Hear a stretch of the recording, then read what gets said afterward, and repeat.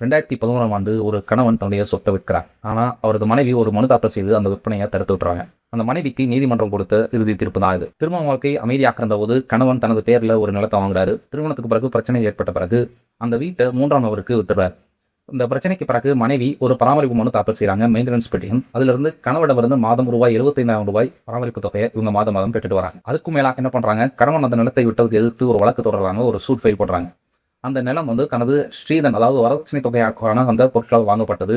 ஆகவே அது தன்னுடையது அப்படின்னு ஒரு வாதத்தை முன்வைக்கிறாங்க. அந்த கணவர் மற்றும் அந்த நிலத்தை வாங்கின 3ஆம் நபர் இந்த வழக்கை எதிர்த்து போறாங்க. கணவன் தன்னுடைய கடன் ஆவணங்களையும், தன்னுடைய உரிமை ஆவணங்களையும், டைட்டில் டாக்குமெண்ட்ஸையும் சமர்ப்பிக்கிறார். அவற்றில கணவருடைய பெயர் மட்டும் தான் இருக்கிறது. மனைவியுடைய பெயர் இல்ல. எனவே முதன்மை நீதிமன்றம் அதாவது ட்ரையல் கோர்ட் இந்த 3ஆம் நபருக்கு சாதகமாக தீர்ப்பு வழங்கி அந்த சொத்தை அவர் கைப்பற்ற அனுமதிக்குது.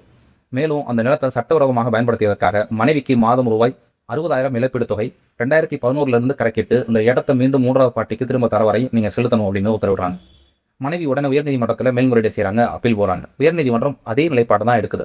அதுல மனைவி ஒரு குறிப்பிட்ட என்ன சொல்றாங்க அப்படின்னா, இந்த இதெல்லாம் ஓகே நான் குடுத்துடுறேன். ஆனா இந்த நீங்க 60,000 காம்பன்சேஷன் மாசம் மாசம் கொடுக்க சொல்றீங்களா, அது மட்டும் கஷ்டம். ஏன்னா நான் ஏற்கனவே ரூ. 75,000 தான் பராமரிப்பு தொகையா வாங்கிட்டு இருக்கேன் கணவன்ட்ட இருந்து. அதனால நான் இத குடுக்குறதுக்கு முடியாது அப்படின்னு சொல்லி ஒரு வாக்கு முன்வைக்காங்க. அப்ப நீதிமன்றம் அதை நிராகரிச்சு, இந்த இழப்பீடு உங்களுடைய தவறான செயலுக்காக விதிக்கப்பட்டது தான் தவிர, இதுல உங்களுடைய கணவரோ இல்ல வேறு யாருடனும் சம்மந்தம் கிடையாது. இதில நாங்க கருணை காட்ட முடியாது அப்படின்னு தீர்ப்பு குடுத்தாங்க. இந்த வழக்க பத்தி நீங்க என்ன நினைக்கிறீங்க? சொத்து கணவருடைய பேர்ல இருந்தாலும், எந்த ஆவணமுமே இல்லாம மனைவி அந்த விற்பனையையும் தடுத்து, கடந்த 11 ஆண்டுகளாக அத பயன்படுத்தி வந்திருக்கிறார். இதுல பெரிய இழப்பு கணவருக்கு ஏற்படுதோ இல்லையோ, அந்த நிலத்த வாங்குன 3ஆம் நபருக்கு ஏற்பட்டிருக்கு அப்படின்றத நம்ம பார்க்க முடியுது. இது குறித்து நீங்க என்ன நினைக்கிறீங்க அப்படின்றத கமெண்ட்னா